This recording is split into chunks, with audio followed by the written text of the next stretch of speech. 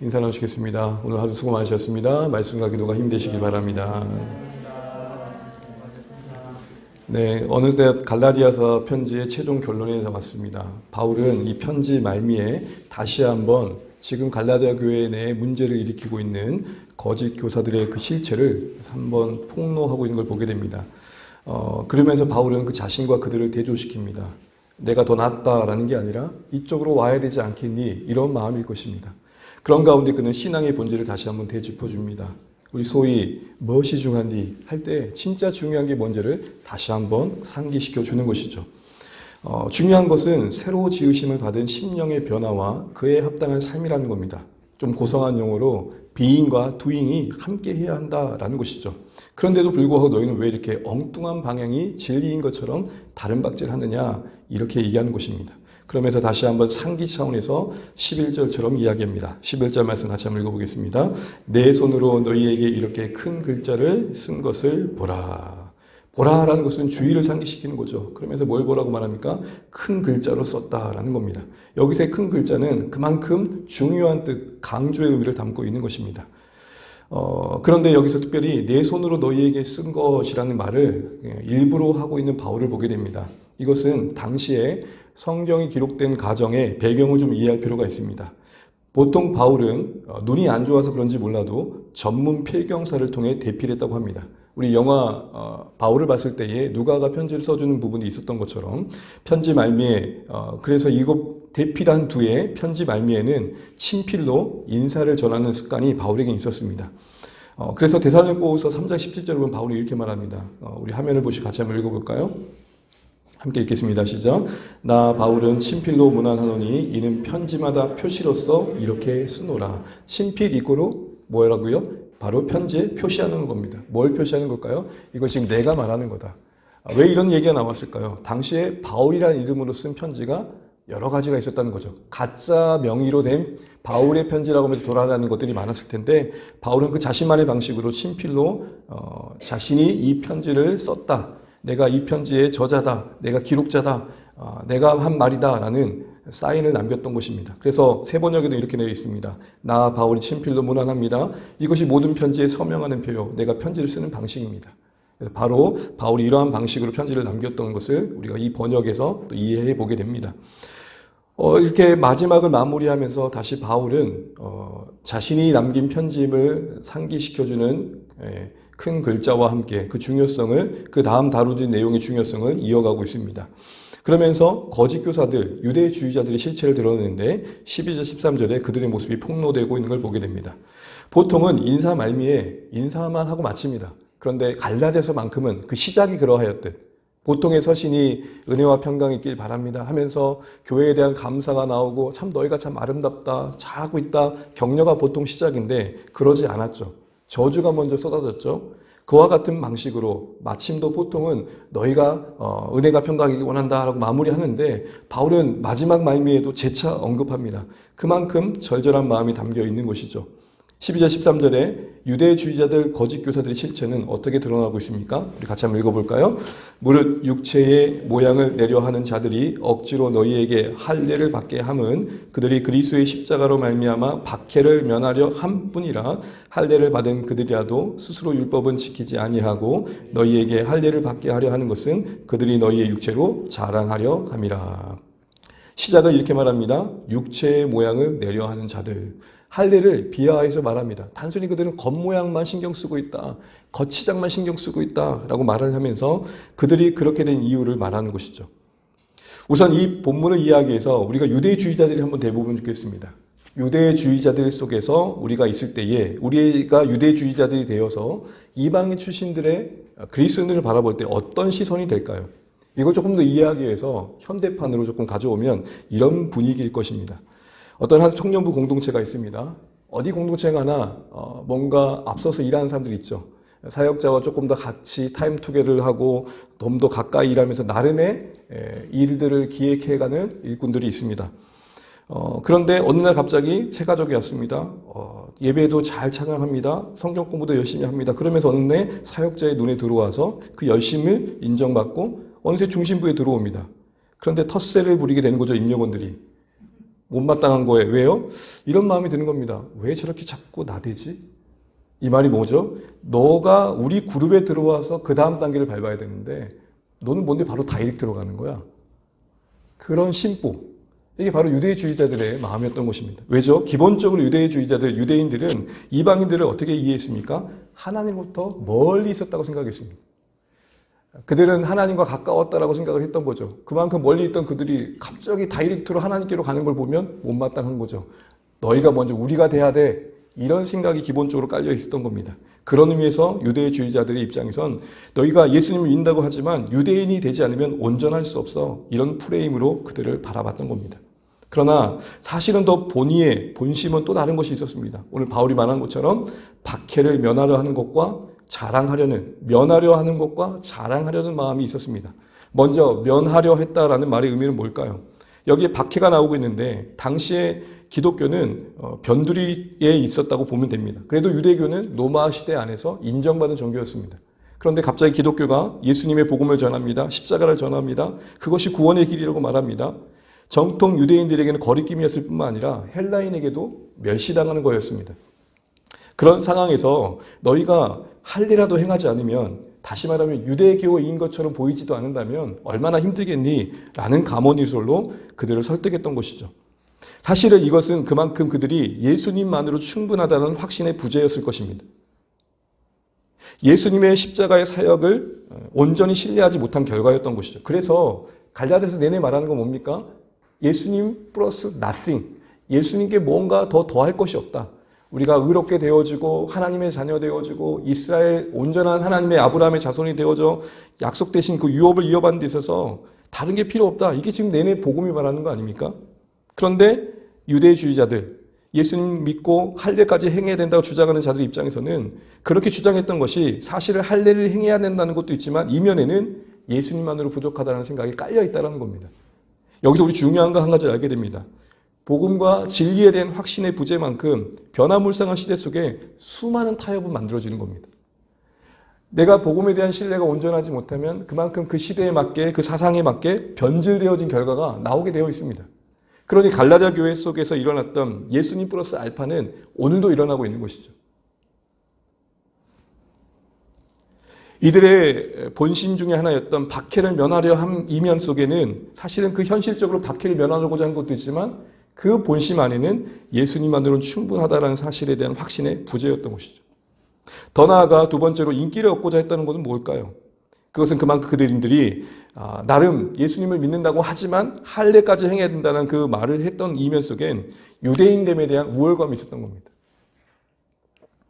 그러면서 최대한 그렇게 할례를 행한 사람들을 많이 유대 이방인들 가운데 만들어내서 자신들의 기득권을 확보하려고 했던 것이죠.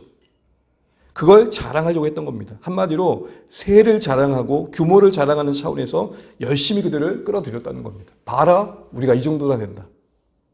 관심이 할례에 있지 않았습니다. 어떻게 보면 할례 본의에 있지 않았던 겁니다. 할례를 도구 삼아 자신들의 자랑을 할 명분을 만들었던 것이죠. 여러분, 이런 모습들은 교회 안에도 많이 일어납니다. 이런 면에서 본다면 할례는 그들에게 중요한 신앙의 본질은 아니었습니다. 이런 측면에서 본다면요. 그런데 그들은 유대주의자들은 할례를 행함으로 유대인처럼 비춰지는 것, 그게 중요시 여겨지고 있습니다. 중요하지도 않은 게 중요한 자리에 자리 잡고 있는 것이죠. 이게 오늘날도 얼마나 많습니까? 오늘날도 신앙생활 하다 보면 복음 외에 그렇게 중요한 것들이 없는데도 불구하고 본질이 아닌 것이 어느새 중요한 자리에 자리 잡고 있고 그게 자랑거리가 되고 있습니다. 각자 허락하신 것들이 다를진데 그것 가운데 그것이 선한 도구로 쓰여지지 않고 그냥 자랑의 도구가 되는 거죠. 우리는 역사가 깊은 교회에 다니고 있어. 우리 유명한 교회에 다니고 있어. 우리 교회는 시스템이 잘 돼 있어. 등등. 허락받은 대로 그 안에 유익을 누리는 건 괜찮지만 그게 어느새 자랑이 되고 있는 건 본질이 바뀐 거죠. 자랑하는 건 자랑한 대로 하나님께 쓰시는 도구로서 쓰여지면 됩니다. 그게 어느새 대표가 돼버리는 건 문제가 되는 거죠. 앞으로 저안의 교회가 하나님께서 인도하신 가운데 만들어져 갈 때 복음 외에는 자랑하지 않는 교회 되길 초망합니다.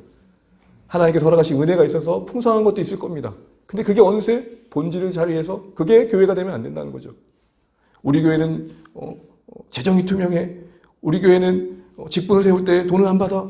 우리 교회는 이런 면에서 다른 교회와 달라. 그러면 잘하는 겁니다. 근데 그게 어느새 복음이 되면 안 된다는 거죠.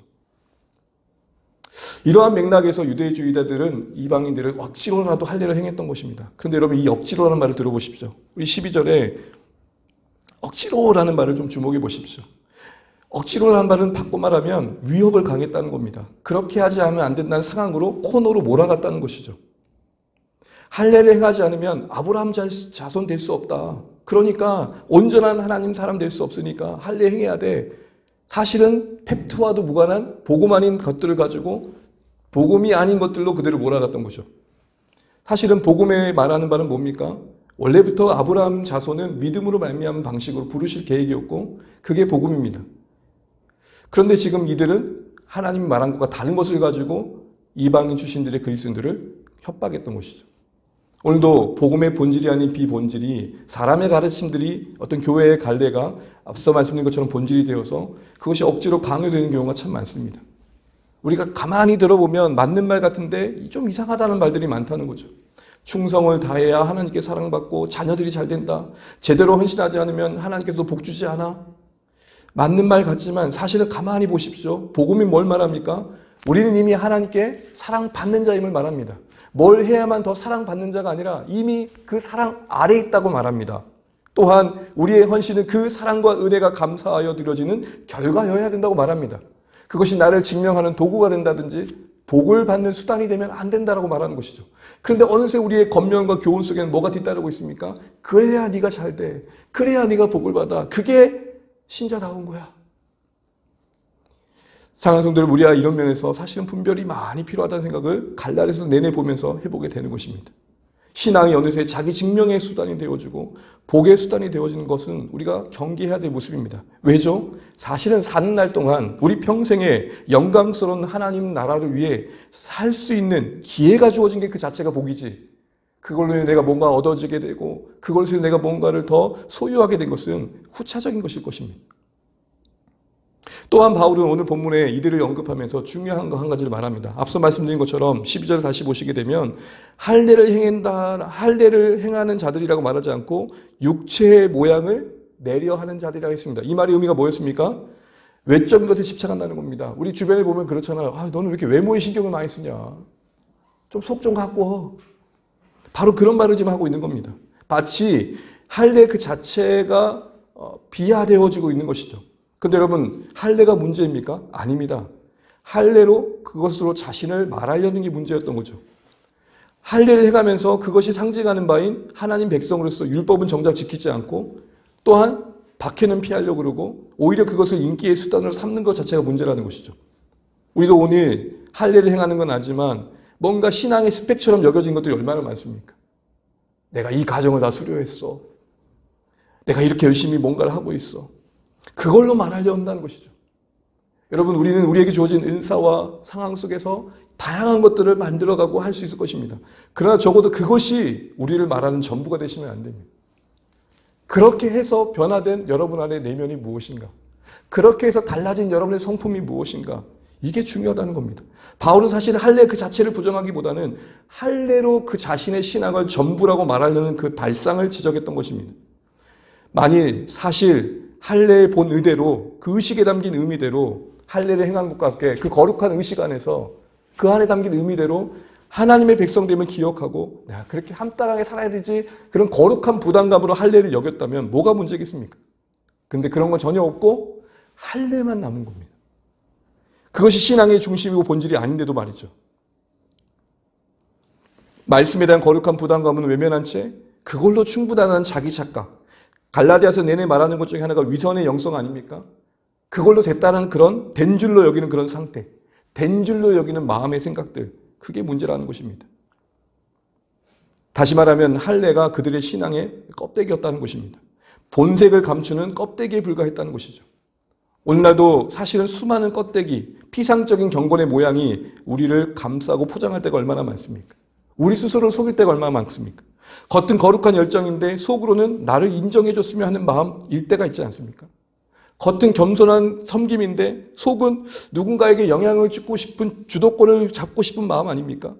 겉은 인정 넘치는 예스맨인데 속은 그 사람에게 좋은 사람인 척 보여줬으면 하는 이중적인 자아일 때가 있다는 것입니다. 겉은 합리적인 판단인데 속은 상대방을 판단하는 나름의 교만이 자리 잡을 수 있다는 것이죠. 이러한 유혹의 현실 속에 내던져진 우리에게 신앙의 껍데기, 위선된 영생을 버리라고 바울은 자신의 신앙의 고백을 하며 도전합니다. 14절, 15절 읽겠습니다. 14절, 15절 시작. 그러나 내게는 우리 주 예수 그리스도의 십자가 외에 결코 자랑할 것이 없으니 그리스도로 말미암아 세상이 나를 대하여 십자가에 못 박히고 내가 또한 세상을 대하여 그러하니라. 할례가 무할례가 아무것도 아니로되 오직 새로 지으심 받은 것만이 중요하니라. 여러분, 바울이 뭐가 중요하다고 말합니까? 새로 지음 받은 것. 이것은 우리의 내면이 거듭나 변화를 경험한 것입니다. 우리 안에 하나님을 경외하는 마음이 자리 잡은 것입니다. 하나님을 위해서 무엇을 할까 하는 거룩한 마음이 자리 잡은 것입니다. 하나님에 대한 두려움이 자리 잡은 것입니다. 그 새로 지으심 받은 그 내면의 세계의 변화가 있냐는 것이죠. 그래서 로마서에는 육체의 할례보다 더 중요한 게 뭐라고 말합니까? 마음의 할례다. 그렇게 같은 맥락에서 이야기하고 있는 것입니다. 신앙의 본질이 뭐냐? 신앙의 핵심이 뭐냐? 진짜 중요한 게 뭐냐? 할례, 무할례, 그 겉모습과 조건이 아니다. 여러분, 이것이 우리에게 분명한 자리매김해지길 바랍니다. 겉모습이 필요 없다라는 말을 하는 게 아님을 우리가 알 것입니다. 정말 중요한 것은 그 속에서 우리가 숨지 않는 겁니다. 그걸로만 말하지 않는 겁니다. 겉모습이 아니라 그것 때문에 바뀐 내 안의 세상, 세계관, 내 안에 바뀐 세계관, 내 안에 바뀐 삶의 방향, 가치, 목표, 이 모든 것들이 있어야 한다는 것이죠. 그럼 여러분, 겉모습이 아닌 내면이 새롭게 지음받은다의 모습은 무엇일까요? 이어지는 오늘 바울의 신앙의 고백 속에서 무엇보다도 십자가 외에 자랑하지 않는 것이면 바랍니다. 십자가 복음이 상대적인 것이 아니라 절대적인 가치가 되는 것이죠. 우리가 하나님을 믿는다는 것은 하나님의 모든 것이 상대화되는 것입니다. 그 가운데서의 누림과 버림이 있는 것이죠. 가진 자 같으나 모든 것을 나의 것을 여기지 않는 것입니다. 오직 십자가와 오직 하나님만이 우리 삶의 전부가 되어지고 그 모든 것들은 허락받아 누리는 것이고 또한 걷어가시면 내려놓을 줄 아는 우리 안의 모습이 필요한 것이죠. 십자가 외에 자랑할 것이 없었다는 것은 바울에게 오직 구원의 길은 십자가 외이라는 확신이 있었을 것입니다. 또한 뭔가를 자랑한다는 것은 신앙의 관점에서 해석을 해보면 그의 인생의 가치와 방향과 목적과 신뢰의 대상이 바뀌었다라는 것입니다. 내가 뭔가를 자랑한다는 것은 바꿔 말하면 삶의 가치가 바뀌었다. 내가 뭔가를 자랑한다는 것은 어떤 목표와 목적이 바뀌었음을 말하는 겁니다. 구체적으로 바울은 뭐라고 얘기합니까? 자신이 십자가만을 자랑하는 그 현실 속에 경험하고 있는 신앙의 체험들이 뭡니까? 무엇보다도 오늘 14절 말씀을 다시 한번 보시게 되면 자랑할 것이 없나니 그 다음 이어지는 게 뭐죠? 예수님으로 말미암아 세상이 누구에 대해 못 박혔다고요? 세상이 누구에 대해 못 박혔다고요? 바울 그 자신에 대하여 못 박혔대요. 똑같은 방식으로 또한 바울 그 자신이 세상에 대해서 못 박혔대요. 못 박힌 대상 두 가지를 말합니다. 첫 번째는 십자가 외에 자랑할 것이 없는 바울의 신앙에서 경험되어지는 모습 중에 첫 번째는 뭡니까? 십자가에 못 박힌 세상을 본다는 겁니다. 세상을 세상으로만 보지 않고 그 화려한 세상, 어마무시한 세상, 그게 아니라 십자가에 못 박힌 현실로서 세상을 이해하고 있다는 것입니다. 이 말이 무슨 말일까요? 여러분, 예수님의 십자가에 못 박히심이 말씀하신 바가 뭡니까? 결국 세상의 끝은 이렇게 심판을 피할 길 없다는 것이죠. 그러니 세상을 볼 때 심판의 관점에서 헤아리고 있음을 말하는 것입니다. 그 앞에, 그 심판 앞에 피상적인 가치들은 설 자리가 없는 것이죠. 그 심판 앞에 욕망과 일락을 위해 사는 방식은 의미가 없는 것이죠. 그 심판 앞에 겉모습으로 사람을 판단하는 그 세계관 속에 휘둘리는 것은 별 의미가 없는 것이죠. 그 심판 앞에 나를 증명하는 삶의 방식들은 의미가 없는 것이죠. 그러므로 여러분, 바울이 세상을 그냥 세상으로만 보지 않고 십자가에 못 박힌 세상으로 봤다는 것을 우리는 주목해 봐야 됩니다.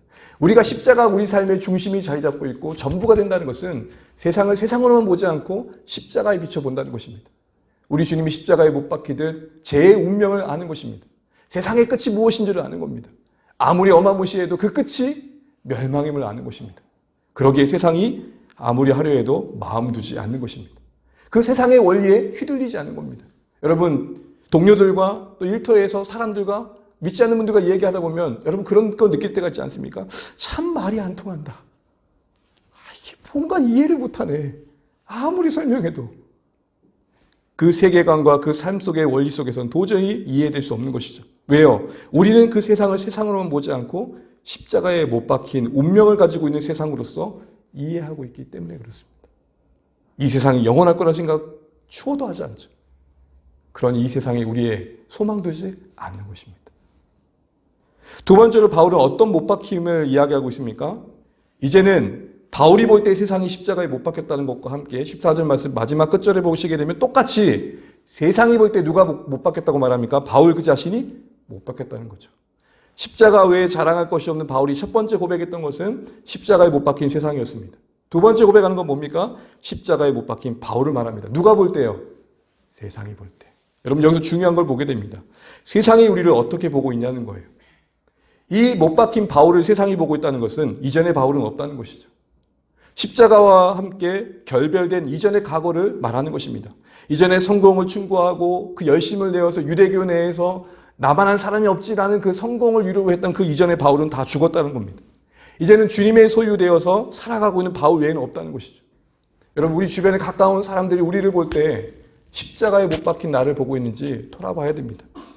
세상이 십자가에 못 박힌 나를 볼 수 있는지를 생각해 봐야 됩니다. 우리가 무엇을 위해 사는 인생인지, 무엇에 묶여있는 인생인지를 가장 가까운 사람이 알 것입니다. 바울이 십자가에 못 박힌 바울이라고 했을 때는, 그것이 세상이 보는 자신이라고 했을 때는 이전에 나는 죽고 십자가 앞에 결별되어 이제는 이전과 나는 분리되어지고 새로운 가치관으로 거듭난 인생을 말하는 것입니다. 또한 세 번째로 어떤 모습을 말합니까? 평강과 긍휼을 품는 인생이라고 말합니다. 우리 16절 말씀 같이 한번 읽어보겠습니다. 16절입니다. 시작. 무릇 이 규례를 행하는 자에게와 하나님의 이스라엘에게서 평강과 긍휼이 있을지어다. 아멘. 여기서 이 규례는 복음의 원리를 말합니다. 이 복음의 원리를 따라 행하는 자, 앞서 16절 앞에 있는 15절을 말하는 것이죠. 새로 지으심을 받은 것을 중요시 여기는 자를 말합니다. 이 새로 지으심 받는 것에 더 가치를 두는 인생을 말합니다. 그것이 삶의 원리가 된 사람을 말합니다. 그 사람을 다른 말로 말하면 하나님의 이스라엘입니다. 왜 바울이 거듭난 신자를, 그 내면의 세계가 새로워진 신자를 하나님의 이스라엘이라고 표현했을까요? 이것은 분명 유대주의자들을 염두한 것입니다. 그들이 꼬셨던 내용이 뭡니까? 할례를 행해야만 진짜 이스라엘이야 라고 말을 했던 것입니다.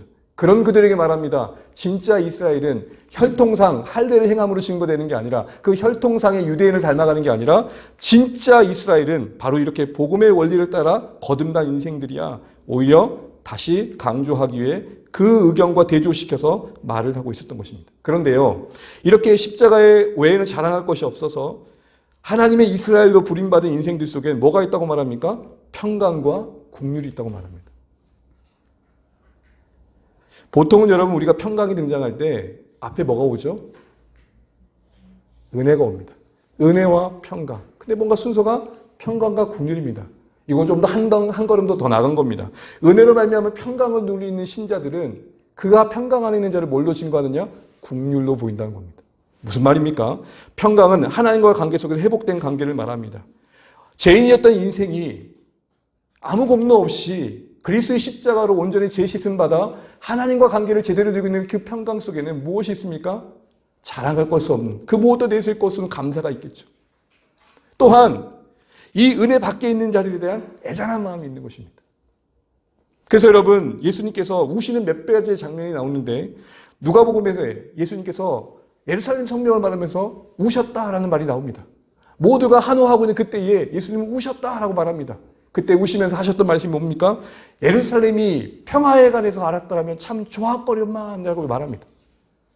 그때의 평화가 뭡니까? 저들이 정말 하나님과 관계 속에서 합평한 것이 무엇인지를 알았다면 참 좋았을 텐데, 이 말인 것입니다. 예수님의 그 마음이 오늘 지금 바울의 마음에 고스란히 담겨 있는 것입니다. 사랑하는 여러분, 우리가 정말 구원받았던 걸 뭘로 드러납니까? 내가 십자가 외에는 자랑할 것이 없다는 것을 무엇을 말합니까? 부를 자랑하고 명예를 자랑하고 권력을 자랑하는 그들 인생 속에 생명 없음이 더 안타까워지는 것이죠. 만약 여러분이 그들이 부럽다면 정말 우리가 십자가만을 자랑하는 인생인가를 돌아봐야 되는 것이죠. 영혼의 끝이 보장받지 못하고 있고 심판날에 아무런 준비 없이 벌거벗겨진 인생들로 바라봐지지 않고 그들의 화려한 의상이 오히려 부러움이 되고 있다면 여러분의 진짜 평강이 있는가 돌아볼 문제라는 것이고, 아니 반대로 정말 평강이 있다면, 정말 하나님과의 관계 누리는 그 생명이 정말 소중히 여겨진 자리에 있다면, 그게 은혜이다면 그렇지 못한 자들을 향한 긍휼이 열매로 맺혀져야 된다는 것입니다. 저렇게 용쓰고 있는데 하나님 모르면 다 헛것인데, 저걸 성공이라며 자랑하고 내세우고 있는데 주님의 심판날 앞에 준비되어지지 않으면 다 헛것인데, 이런 애잔한 마음, 그래서 바울은 그 마음을 따라 이렇게 말합니다. 17절입니다. 함께 읽습니다. 시작. 이후로는 누구든지 나를 괴롭게 하지 말라. 내가 내 몸에 예수의 흔적을 지니고 있노라. 사랑하는 성도 여러분, 괴롭게 하지 말라는 말을 이 맥락에서 번역을 해보면 무슨 말입니까? 나는 지금 하나님을 떠난 세상을 보면 참 괴롭다. 국류를 품고 바라보는 세상에 대한 고백인 것입니다. 또한 복음의 본질로부터 떠난 갈라디아 교회를 볼 때마다 너무 괴롭다. 그게 아닌데 그 길로 가는 너희들의 모습이 너무 안타깝다. 국률이 만든 괴로움인 것입니다. 이제 이후로 나를 괴롭게 하지 말라는 것은 그들에게 다시 한번 말하는 겁니다. 너희가 정말 복음으로 다시 돌아오면 좋겠다. 그러면서 그는 복음의 본질에서 떠난 교회에 대해 그 안타까움을 담고 진짜 복음의 자리에 서 있는 모습을 말합니다. 그게 17절 후반절에 나옵니다. 뭐라고 말합니까? 나는 내 몸에 뭘 가졌다고요? 예수의 흔적을 가졌다. 이때 이 흔적이란 말은 그 유명한 스티그마라는 말입니다. 이것은 가축을 키워보면 큰 농장을 짓게 되면 자신의 농장의 소유인 가축을 확인하기 위해서 뭘 찍죠? 도장 같은 걸 찍습니다. 바로 그걸 말하는 겁니다. 소유권의 표시가 바로 이 흔적을 말합니다. 그러니 예수의 흔적이라는 말은 그대로 번역해보면 자기가 예수의 소유됨을 보여주고 있다는 겁니다. 자기의 인생을 보라는 겁니다. 바울 그 자신이 말하는 겁니다. 내 삶을 봐라. 내 삶에는 오직 예수의 흔적만 있다. 이 말은 예수의 종으로 산 인생의 이야기를 말하고 있는 것입니다. 나를 봐라. 고생하고 수고했지만 그거 다 영혼들을 위한 거였다. 교회를 섬기며 수많은 희생을 했고 헌신을 했는데 그게 다 내 인생의 흔적들이다. 내가 예수에게 소유되어진 흔적들이다. 욕망의 흔적이 아닙니다. 신앙의 겉모습을 자랑하는 할례의 흔적이 아닙니다. 지금 예수의 흔적으로 말하면서 바울은 자신의 갈라디아 결론을 맺고 있는 것입니다.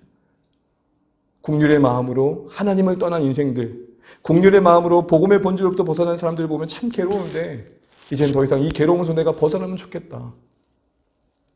진짜 복음이 무엇인지 너희가 알고 반응하면 좋겠다. 그러면서 할례의 흔적을 몸에 남기기 위해 애쓰고 있는 갈라디아 교회 성도들에게 진짜 그들에게 남겨야 할 흔적이 무엇인지를 어필하고 있었던 것입니다. 뭘 남기라고요? 예수의 흔적을 남기라고요. 사랑하는 성도 여러분, 흔적은 달리 말하면 우리의 삶입니다.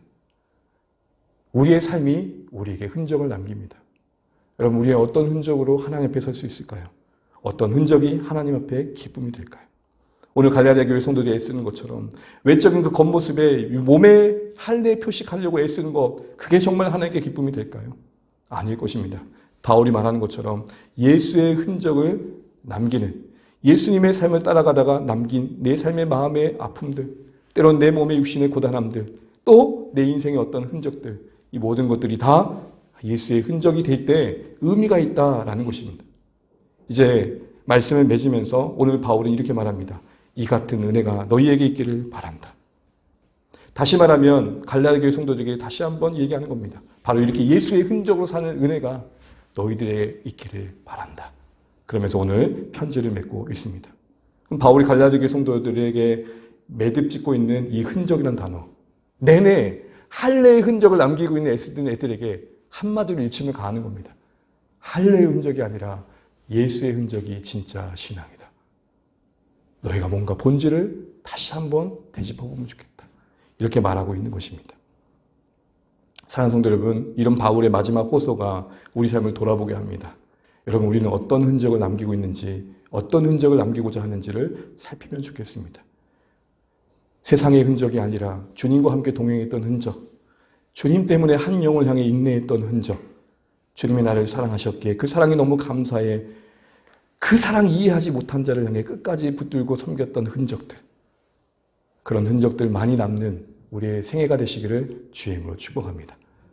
갈라디아 교회에게 말하는 갈라디아의 핵심은 결국은 어떤 흔적으로 우리 인생을 말할 것인가 라는 것입니다. 진짜 자유는 오직 하나님께만 소유되어 그 어떤 것에 찬탈당하지 않고 오직 그분으로부터 순전히 쓰임받아 그분의 인생의 이야기로 써지는 우리의 삶이라고 이야기하고 있는 것입니다. 이렇게 마무리를 하면서 흔적으로 맺고 있는 이 갈라디아서를 맺으면서 우리 1장부터 6장의 내용을 다시 한번 간단하게 리뷰하고 오늘의 갈라디아서의 여정을 마치고자 합니다. 화면을 잠깐 보시게 되면 우리가 갈라디아서가 총 몇 장이라고 그랬습니까? 몇 장이죠? 6장입니다. 6장을 2개씩 나눕니다. 1, 2장은 뭐라고요? 복음에 대한 변증. 3, 4장은요, 복음에 대한 설명. 5, 6장은 복음에 대한 적용입니다. 다 기억은 안 나시겠지만 제가 간단하게 빠른 시간 안에 조금 리뷰를 해보면 이 복음에 대한 변증의 핵심 키워드는 바울의 사도권과 관련 내용이었고 바울의 받은 복음이 계시로 받았다는 사실을 강조하는 거였습니다. 왜 이런 말이 나왔을까요? 당시 유대의 지지자들은 바울을 힐난하기 위해서 그의 메시지를 공격하기 위해서 그의 사도됨을 걸고 넘어졌던 것이죠. 바울이 예루살렘 사도들로부터 보냄받아가지고 지금 자칭 사도라고 하면서 돌아다니고 있는 거야. 진짜 사도 아니야. 이렇게 흠집을 냈던 겁니다. 그가 흠집 당하는 건 괜찮습니다. 그런데 그가 속상했던 것은 그 자신이 흠집 당함으로 인해서 복음의 메시지가 권위를 잃을까에 대한 염려가 있었던 것이죠. 사랑하는 성도 여러분, 우리가 우리를 잘 지켜야 할 이유가 무엇입니까? 별거 아닌 것 같은 내 인생이 하나님 나라를 대변한다는 것입니다. 평범해 보는 우리 일상의 언어 심사가 주님의 몸이 무엇인지를 보이는 것입니다. 간혹 교회로부터 멀어진 분들의 말은 거의 비슷합니다. 아유, 교회 다니는 사람도 똑같은데요, 뭐. 1, 2장에서 그래서 바울은 사도권을 얘기하면서 나는 사람에게 받지 않았다. 하나님께로 받았다. 그리고 그가 전한 복음은 계시로 말미암았을 말합니다. 이걸 강조하기 위해서 뭘 말하냐? 나는 이 복음을 계시로 받자마자 예루살렘으로 가지 않았다. 사도들 만나려고 철렁철렁 되지 않았다. 오히려 3년이라는 긴 시간 동안 아라비아에 머물며 그 계시를 묵상했다라고 얘기를 하는 거예요. 그럼 덧붙여 뭘까지 얘기하죠? 오히려 예루살렘 사도들은 내가 받은 바 복음을 인정하고 악수까지 해줬다. 그들은 이스라엘에게 머물며 나는 이방인에게 보낸 사도라는 걸 인정까지 해줬다. 그런데 그들이 말하는 게 뭔 말이 되겠냐? 이런 얘기를 하는 것입니다. 3, 4장에서 뭘 말합니까? 조금 더 신학적으로 교리적으로 복음을 설명하는데 누구 이야기를 끌고 오죠? 아브라함을 끌고 오죠. 근데 아브라함을 얘기하면서 하는 게 뭡니까? 아브라함도 원래부터 믿음으로 의롭게 되는 방식으로 의롭게 되었다. 율법은 그가 의롭게 된 이후에 430년 뒤의 일이고 할례도 그가 의롭게 된 이후에 일어난 일이다. 그 얘기를 하는 것입니다.